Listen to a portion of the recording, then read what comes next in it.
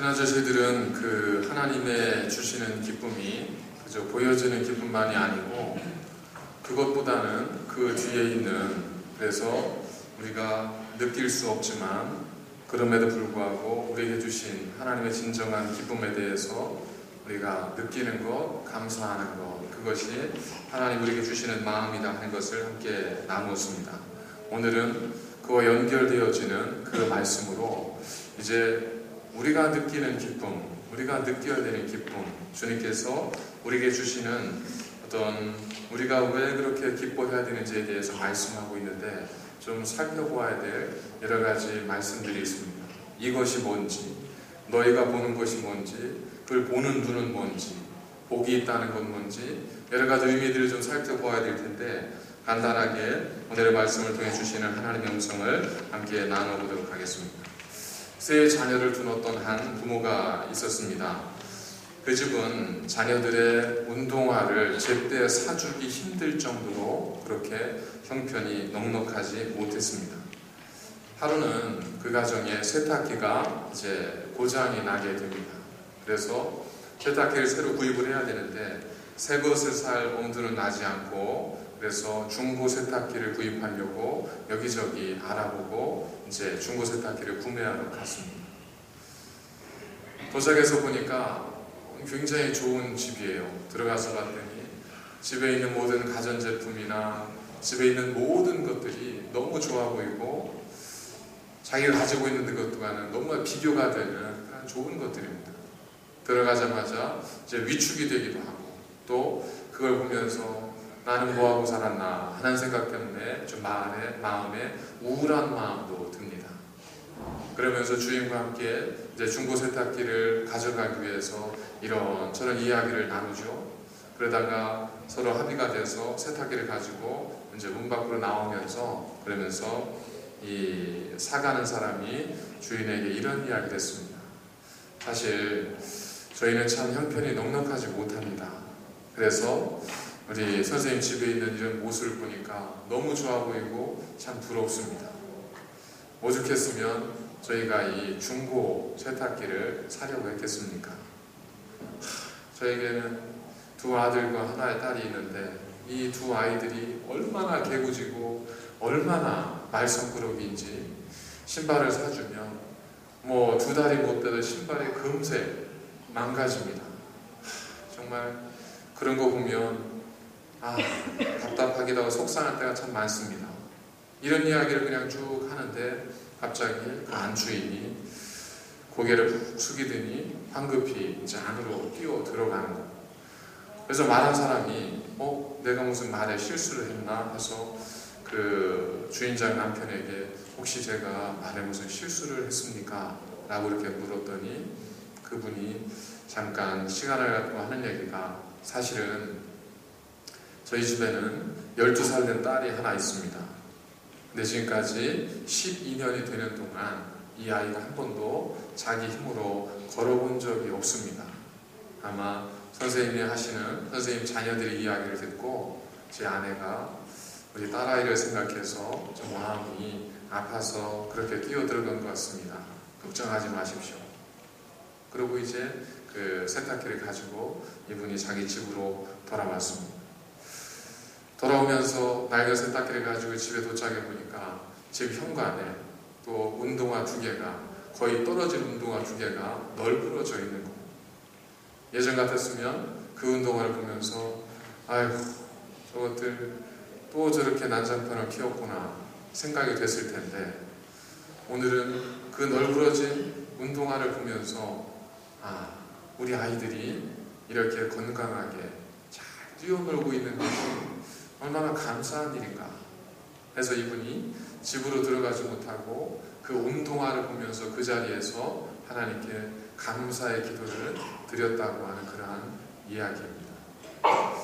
여러분, 때로 저희들은 뜻하지 않은 곳에서, 뜻하지 않은 사건들을 통해서, 뜻하지 않은 어떤 경우들을 통해서 우리 안에 있는, 이미 우리 속에 있는 새로운 것, 가치, 소중함, 이러한 것들을 우리가 종종 발견하게 될 때가 있지 않습니까? 하루하루가 똑같다 생각할 수 있겠지만, 제가 수요일에도 말씀드린 것처럼 전 세계 인구 가운데 15%가량의 인구가 바로 기아 때문에 고통을 받고 있습니다. 그런데 더 놀라운 것은 20%에 달하는 사람들이 비만의 문제를 가지고 고통 속에 있다는 것. 가난한 사람이 많을 것 같은데, 가난에게도 큰 고통이 될 것 같은데, 오히려 가난보다 지금은 비만이 더 사람들에게 고통이 되고 있기도 하다는 것. 어떤 곳에는 그저 하루하루 먹는 것이 염려가 되고 근심이 되는 곳이 있습니다. 화장지 하나도 소중한 곳이 있습니다. 그런 것에 비하면 저희들은 정말 부족하고 넉넉하다고 할 수는 없겠지만, 그래도 하나님의 주신 은혜로 하루하루 일용할 양식으로 살아간다는 것이 또 얼마나 감사한 일인가 저희들이 좀 생각해 보게 되지 않습니까? 오늘 말씀이 바로 이 이야기입니다.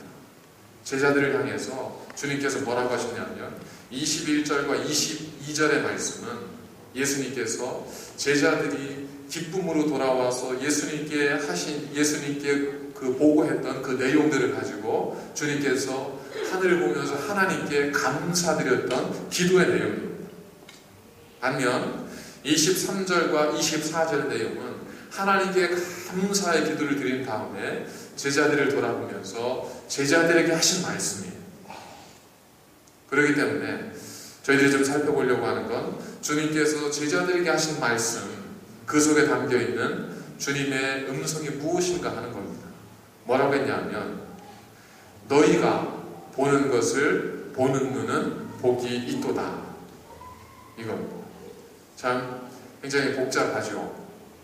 너희가 보는 것을 보는 눈은 복이 있도다. 한번 하나하나 살펴보도록 하겠습니다. 너희가 누굴까요? 70명의 제자들입니다. 예수님의 그 제자들이 너희가 보는 것, 그들이 보는 것은 무엇이었습니까?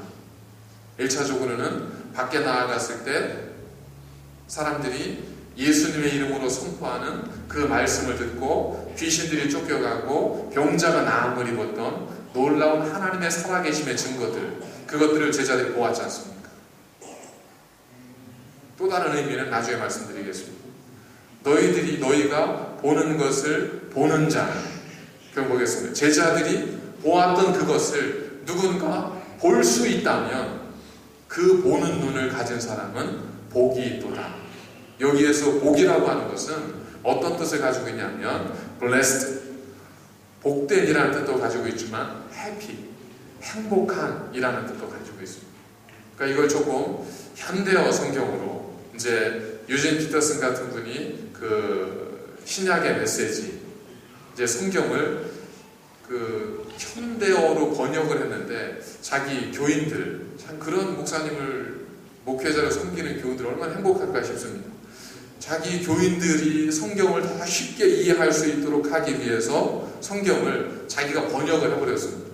근데 그걸 임의로 번역한 게 아니라 성경 번역의 원리에 따라서 번역을 하는 것이 신약의 메시지라고 하는 그런 책인데, 거기 보면 거기도 행복한으로 번역을 하고 있습니다. 그러니까 제자들에 대해서 뭐라고 이야기하고 있냐면 너희가 보는 것을 보는 눈은 행복하다. 다시 말하면 너희가 보는 것을 보는 눈을 가진 사람은 행복한 사람이다, 이 말씀이잖아요. 그런데 이 말씀 속에 담겨있는 또 다른 한 가지는 뭐냐면, 너희가 보는 것을 볼 수 있는 눈을 가진 사람이 행복하다면 기본적으로 누구는 당연히 행복한 거예요. 너희는 행복한 겁니다. 왜? 너희가 그것을 보고 있기 때문에.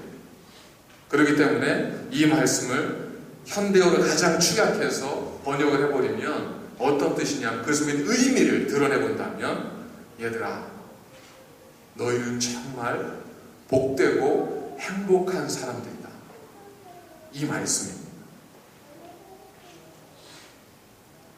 오늘의 말씀에 주님의 주시는 본질적인 그 뜻과 주님의 음성은 너희가 얼마나 행복한 자인 줄, 너희가 얼마나 복된 존재인 줄 너희가 아느냐, 이 말씀입니다. 과연 그때 당시의 제자들이 자신들이 복된 자이며 그리고 자신들이 행복한 사람이라는 것을 그들이 과연 느끼고 있었을까요? 여러분 어떠십니까? 여러분은 하나님께서 지금 우리 가운데 오셔서 주님께서 우리에게 너희가 얼마나 행복하고 너희가 얼마나 복된 사람인 줄 아느냐 라고 물으시면 여러분 어떻게 대답하시겠습니까? 그렇습니다. 나는 복되고 행복한 사람입니다 라고 대답하실 수도 있겠지만 뭐 찾아보면 뭐 그럴 수도 있겠죠. 뭐 이렇게 대답할 수도 있고요. 아니요 주님 제 사정을 전혀 모르시는군요. 이렇게 말씀하실 수도 있겠고요. 과연 그 당시 제자들은 스스로를 어떻게 생각했을까? 아마 그들도 저희와 뭐가 많이 달랐겠습니까? 아마 그들도 저희와 거의 비슷했지 않았겠습니까? 우리가 누군가에 대해서 당신은 정말 행복한 사람입니다, 복된 사람입니다 라고 이야기하려면 최소한 뜬금없이 이야기하면 안 되잖아요. 그런 이유가 분명히 있어야 되지 않겠습니까? 왜? 내 눈에 당신이 그렇게 행복하고 그렇게 당신이 귀하게 보이는지 그 이유를 설명할 수 있어야 되지 않겠습니까? 주님께서 뭐라고 말씀하셨냐면 마지막 절 24절에 보니까 이렇게 말씀하고 있죠. 내가 너에게 말하노니 많은 선지자와 임금이 너희가 보는 바를 보고자 하였으되 보지 못하였으며 너희가 듣는 바를 듣고자 하였으되 듣지 못하였느니라. 제자들이 주님 보시기에 복되고 행복한 사람이었던 이유는 그들이 그렇게 느끼든 느끼지 못하든 얘들아 너희가 본 것을 많은 선지자들이 보고자 했으나 보지 못하였다. 임금들이 듣기를 원했으나 듣지 못했다. 그러나 너희들은 보았고 너희들은 들었지 않았느냐. 그러니 너희가 얼마나 행복한 자냐 라는 말씀. 특이할 만한 것은 예수님께서 그 제자들을 지금 누구와 비교하고 있냐면 선지자와 임금과 제자들을 지금 비교해서 말씀하고 있습니다. 그렇다고 해서 예수님께서 주시고자 하는 기쁨의 의미, 행복의 의미가 어떤 비교를 통해 누군가와의 비교를 통해 상대적으로 갖는 우월감, 상대적인 비교 우위의 자리에서 갖게 되는 기쁨이요 행복이요 만족함이라면 그것은 아마 금세 사라질 수밖에 없는 기쁨일 수밖에 없을 겁니다. 왜냐하면 비교 우위의 기쁨은 언젠가는 다른 누군가와 또 비교 대상이 될 수밖에 없고 그런 비교 속에서 항상 내가 가진 것이 최우선에 있으리라고 생각하는 것은 거의 불가능하기 때문에 그렇습니다. 또 누군가와 우리가 비교되어지면 아마 우리는 그 속에서 나는 저에 비하면 행복하지 않구나 하는 생각을 할 수밖에 없지 않겠습니까? 비교를 통한 행복은 이런 태생적인 한계를 가지고 있습니다. 그럼에도 불구하고 예수님께서 선지자와 임금과 그 제자들을 비교하셨던 데에는 분명한 이유가 있습니다. 그들의 소유나 그들의 넉넉함 이걸 말씀하시고자 함이 아니라 선지자는 어떤 사람이냐면 선지자는 하나님과 가장 가깝다고 여겨지는 사람들입니다. 사람들이 모르는 하나님의 뜻을 선지자는 알고 있다고 생각했던 많은 사람들은 선지자에 대해서 그렇게 생각을 했지 않습니까? 두 번째 임금들은 누구일까요? 임금은 자기가 원하는 모든 것은 자기의 의지대로 얻을 수 있는 사람입니다. 아합 왕이 나봇이 가지고 있는 포도원을 보면서 갖고 싶다. 근데 달라고 하니까 안 주잖아요. 유산이기 때문에 줄 수 없습니다. 그것 때문에 그 고민하고 있자 그 아내였던 왕비 이사벨이 왕이시오. 당신은 이 나라의 왕입니다. 왕이 갖고 싶은 것은 가질 수 있어야지. 뭐 그것 때문에 고민합니까? 하면서 이사벨이 두 사람을 시켜서 이 나봇을 모여하게 하고 그래서 나봇의 포도원을 빼앗지 않습니다. 임금은 모든 걸 자신의 의지대로 얼마든 얻을 수 있는 힘을 가진 사람. 임금은 행복까지도 자기가 만들어낼 수 있다고 믿는 그런 사람들입니다. 그들과 예수님의 제자들을 비교하셨다는 것은 그들의 소유를 비교하는 것이 아니라 무엇을 비교하기 위함이냐 하면 너희들이 갖고 있는 이 행복의 원천, 너희들이 가지고 있는 이 기쁨은 임금보다 많이 가졌기 때문이라든지 선지자보다 더 많은 것을 알기 때문이 아니라 너희들은 선지자들에 비하면 어두운 자이다.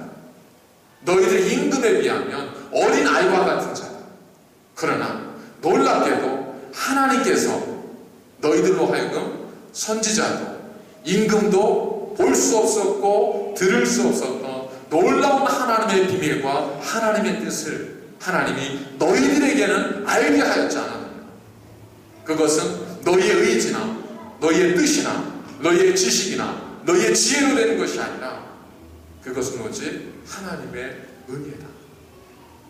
그들이 누리지 못했던 하나님의 은혜를 너희가 누리고 있으니 너희가 어찌 복된 자가 아니고 너희가 어찌 행복한 자가 아닐 수 있겠느냐.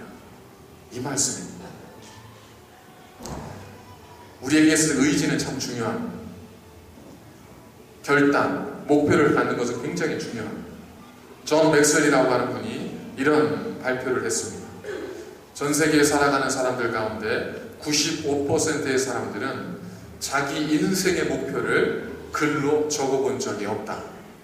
단 5%의 사람만이 자기 인생의 목표를 글로 적는데 그 중에 5%의 사람 가운데 95%의 사람들이 자기 인생의 목표를 이루었다. 저희 교회도 인생의 목표를 글로 쓰시는 분이 있다고 제가 들었습니다. 문장으로 만드시는 분이 있다고 들었습니다. 근데 이분이 이제 상담학자이기도 하고 목사님이기도 한데 이분이 연구한 바에 의하면 그렇게 자기 인생 목표를 글로 적을 수 있는 사람, 그 사람 가운데 95%의 사람이 그 인생의 목표를 이루었다고 하는 겁니다. 그러니 얼마나 대단해요. 그 의지가, 그 노력이, 그 방법이 얼마나 대단합니까? 그런데 성경은 우리에게 조금 다른 관점을 전해주고 있습니다. 지혜서라고 할 수 있는, 우리에게 지혜를 전해주고 있는 잠언 16장 1절을 보면 그 지혜자는 우리에게 이렇게 말씀하고 있습니다. 마음의 경영은 사람에게 있을지라도 말의 응답은 여호와께로부터 나느니라. 그는 왕이었습니다. 그는 모든 걸 가져본 사람이었습니다. 그는 동방의 사람들이 자기에게 찾아와서 지혜를 물어볼 정도로 지혜로운 사람이었습니다. 그가 마지막에 후대에 자기 후손들에게 남긴 자기의 고언이 뭐냐면, 얘들아 이거 기억해라. 마음의 경영은 사람에게 있다. 우리는 모든 걸 계획할 수 있고 사람은 많은 것들을 계획할 수 있다. 그러나 말의 응답은 여호와께로 남고 우리는 여러 가지 계획을 세울 수 있으나 그 걸음을 인도하시는 분은 오직 여호와시니라. 이걸 너희들이 기억하면 너희가 지혜 있는 자가 될 것이다. 이것이 전도자의 우리에게 전하는 하나님의 말씀입니다. 그래서 사도 바울도 나는 심었고 아볼로는 물을 주었지만 그것 때문에 사도 바울이 기득권을 주장하거나 나를 따르라고 외친 적은 한 번도 없습니다. 오히려 사도 바울은 사람들이 바나바와 자신을 험해와 스스 그렇게 제우스 신이라고 추앙하고 조치를 할 때 옷을 찢으면서 아니다, 나도 너희들과 성전이 같은 사람이다. 오직 하나님만이 이 모든 일을 가능케 하시는 분이다 라고 하면서 그들 앞에서 자신들이 얼마나 연약한지를 고백하고 오직 하나님만을 찬양했지 않습니까? 성경이 우리가 전하는 것은 우리 의지가 중요하지 않다는 것이 아닙니다. 우리가 좋은 마음을 갖는 것이 분명 중요합니다. 그러나 그것이 우리 인생을 결정짓는, 우리 인생의 모든 것을 결정짓는 전부는 아니라는 것. 사람의 마음으로 길을 계획할 수 있습니다. 그러나 걸음을 인도하시고 그 모든 것들을 인도하시는 분은 오직 하나님이십니다. 욥은 동방의 의로운 자였고 모든 걸 가진 자였었습니다. 그가 하나님 앞에서 이렇게 고백합니다. 하나님이 빼앗으시면 누가 막을 수 있으며 무엇을 하시나이까 하고 누가 물을 수 있으랴. 모든 걸 가졌습니다. 얼마나 의로웠냐면 혹 자녀들이 잔치를 배설하면서 죄를 지었을까 해서 잔치 다음 날이면 자녀들을 위해서 번제를 드릴 정도로 의로운 사람이었습니다. 모든 걸 가진 사람이었습니다. 그가 하나님 앞에 고백하는 것이 뭐였습니까? 만일 하나님께서 가져가신다고 하면 누가 그걸 막을 수 있겠느냐? 그리고 누가 그거에 대해서 왜 그러시냐고 물을 수 있겠느냐. 여호와께서 주시기도 하고 취하시기도 하시니 내 모든 것이 여호와께로 말미암으니라. 이것이 욥의 고백이지 않습니까? 바로 주님께서는 오늘 우리에게 이 말씀을 전하고 있는 겁니다. 제자들은 선지자와 왕이 가졌던 사회적 지위와 힘과 어떤 권위에 비해서 제자들이 가지고 있는 것은 너무나 미약하고 너무 부족합니다. 그들은 자신을 어쩌면 한 번도 복 있는 사람이라고 생각해 본 적이 없을 수도 있습니다. 내가 행복해? 그게 무슨 말이야? 내가 행복하면 세상에 행복하지 않을 사람이 어디 있겠어? 라고 말할 수 있을 정도로 그들은 자기 자신에 대해서 아마도 그런 자존감 높은 생각을 갖지 못했을 수 있습니다. 그런데 놀랍게도 주님께서 오늘 그들을 향해서 너희가 보는 것을 보는 눈은 복이 있다 라고 말씀하시면서 너희가 얼마나 행복한 자인 줄, 너희가 얼마나 복된 자인 줄 너희가 알지 못하느냐 라고 말씀하고 있는 겁니다. 그렇다면 너희가 보는 것, 과연 그들이 보았던 것은 무엇일까? 도대체 그것이 무엇이기에 주님께서 그걸 볼 수 있는 사람은 이토록 복이 있고 행복한 사람이라고 말씀하고 있는 것일까 하는 겁니다. 그들이 보았던 것은 귀신이 예수님의 말씀 앞에, 아니 나를 통해 되어진 예수의 이름으로 선포한 나의 말 앞에도 귀신이 복종하는 걸 이 제자들이 보았습니다. 예수 이름으로 선포할 때에 병마가 떠나가는 걸 제자들이 보았습니다. 그러나 그들이 본 것은 그것이 전부가 아니었습니다. 그들은 그러한 일들을 보면서 무슨 생각을 했을까요? 예수님께서 제자들과 함께 바다를 가실 때에 풍랑이 일지 않았습니까? 제자들이 예수님 죽게 됐습니다 라고 하자 예수님께서 일어나서 파도를 향하여 꾸짖으시되 잠잠하라 했더니 파도가 잠잠해졌다고 하잖아요. 그때 제자들이 보이는 반응이 뭐였었죠? 저가 누구이기에 바람과 파도도 잠잠하는가 라는 거였습니다. 70명의 제자들이 귀신이 예수님의 말씀 앞에 복종하고 병이 예수님의 이름으로 선포할 때 떠나가는 것을 보면서 무슨 생각을 했겠습니까? 야, 도대체 예수님 저분이 누구이시기에 그저 예수님의 이름으로 선포했을 뿐인데 이런 일이 벌어지는가? 정녕 저분은 하나님의 아들이신가? 정녕 저분은 구약 성경의 선지자들이 예언했던 메시아이신가? 제자들은 무엇을 보았을까요? 그 사건들을 통해서 예수님이 메시아이고 예수님이 하나님의 아들이심을 제자들이 보았다는 거예요. 하나님의 통치하는 세상이 어떤 세상인 줄 그들이 보았다는 거예요. 주의 말씀 한마디로 사단이 떨 정도로 하나님의 통치와 하나님의 주권이 있는 하나님의 나라는 오직 자유와 기쁨과 가난한 자가 나음을 얻고 병든 자가 치유함을 얻고 눈먼 자가 보게 되는 그런 하나님의 나라인 것을 이 제자들이 보게 되는 거예요. 여러분, 예수 그리스도가 우리의 구세주이며 이 땅에 오신 하나님의 아들이심을 여러분들이 만일 고백하신다면 여러분과 같이 그 고백을 하는 분은 복이 있는 사람, 여러분과 같은 그 고백을 드릴 수 있는 사람은 정말 복된 사람. 왜냐하면 주님께서 베드로에게 말씀하신 것처럼 바요나 시몬아 복이 있도다. 이것을 내게 알게 하니는 혈육이 아니라 하늘에 계신 내 아버지니라 했던 것처럼 우리가 예수님 우리의 구세주로 고백하고 예수님을 다해 영원한 하나님으로 고백할 수 있는 것은 우리의 지혜나 우리의 지식으로 되는 것이 아니라 그것은 우리에게 주신 하나님의 은혜, 우리로 보게 하고 우리로 듣게 하고 우리로 믿게 하고 우리로 따르게 하시는 하나님의 은혜이기 때문에 그렇습니다. 자, 이런 관점을 가지고 주위를 둘러보십시오.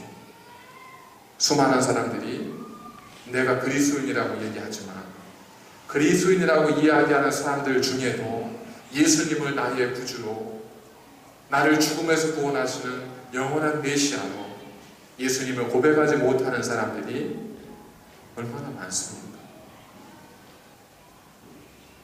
믿고 싶지만 믿어지지 않는 분들도 사실 얼마나 많습니까? 여러분, 예수님이 나의 구주라는 것을 믿기 위해서 얼마나 발버둥 치셨습니까? 어쩌면 나도 모르게 믿어지신 분이 있습니까? 부모님에 의해서 자연스럽게 그것이 의심되지 않고 믿어지셨던 분이 있습니까? 어느 순간 내가 돌아보니까 내가 그것을 믿고 있다고 믿고 있는 나 자신을 발견하신 분이 있습니까? 그게 여러분의 의지였습니까? 여러분의 노력 덕분이었습니까? 여러분의 지혜로운 덕분이었습니까? 우리가 그 은혜로 인하여 믿음으로 말미암아 구원을 얻었다고 에베소서에 말씀하고 있지 않습니까? 믿어지는 것, 하나님 우리에게 주신 마음입니다. 우리로 하여금 믿게 하신, 믿도록 허락하신 하나님의 마음입니다. 그래서 예수님의 하나님께 드린 기도문을 보면 두 가지 단어가 대조적으로 등장합니다. 아버지, 이것을 지혜롭고 슬기 있는 자에게는 감추시고 어린아이들에게 나타내신 것을 감사하나이다. 그 어린아이들이 누구예요? 이 제자들입니다. 지혜롭고 슬기로운 자는 누구예요? 그 당시에 율법학자들이고 제사장들이고 서기관들이었습니다. 그들은 메시아를 보기를 원했지만 정작 눈앞에 있는 메시아를 보지 못했습니다. 그는 메시아의 음성을 듣기를 원했지만 그들 앞에서 말씀하고 있음에도 불구하고 그 음성을, 메시아 음성을 듣지를 못했습니다. 그 주님께서 지금 이 시간 이 자리에 우리 마음속에 함께하고 계시지 않습니까? 우리가 그토록 듣고 싶어하는 하나님의 음성이 지금 우리가 주신 66권의 성경을 통해서 선포되어지는 말씀을 통해서 나와 함께 신앙생활하고 있는 교우들과의 대화 속에서 하나님께서 우리에게 말씀하고 있지 않습니까? 그것을 보고 그것을 들을 수 있다면 그분은 무엇보다도 누구보다도 복 있고 행복한 사람입니다. 내게 주어진 것을 가지고 하나님의 은혜임을 고백하고 감사할 수 있는 마음을 가진 사람은 세상 그 누구보다 행복한 사람입니다. 비록 가진 것이 없어도 하나님이 내 길을 여시면 광야의 길이 나고 사막의 샘이 솟을 것이라고 믿고 살아가는 분이 있다면 그분은 세상 누구보다 복된 분입니다. 제가 좀 촌스러운 면이 있습니다. 그래서 3D 영화를 보셨나요? 3D 영화를 보는 데 한 번 어지러워서 안경을 벗고 봤어요. 멀미가 나가지고 못 보겠더라고요. 컨디션이 안 좋았는지 도저히 못 보겠어서 벗고 저 혼자만 벗고 이렇게 봤는데, 여러분 혹시 3D 영화를 벗고 보신 적 있으세요? 어떠시던가요? 저런 화질이 있을 수가 없어요. 그죠? 벗고 보시면요, 화질이 뿌옇기도 하고 겹치기도 하고 때로는 못 알아보기도 하고, 야, 그렇게 보면 영화를 제대로 보지를 못해요.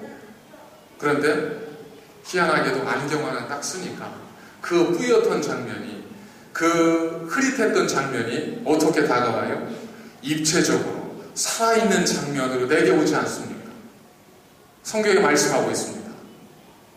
그리스도의 십자가와 그리스도가 유대인에게는 미련한 것이, 유대인에게는 거치는 것이요 이방인에게는 미련한 것이로되 부르심을 입은 자에게는 하나님의 능력이요 지혜니라.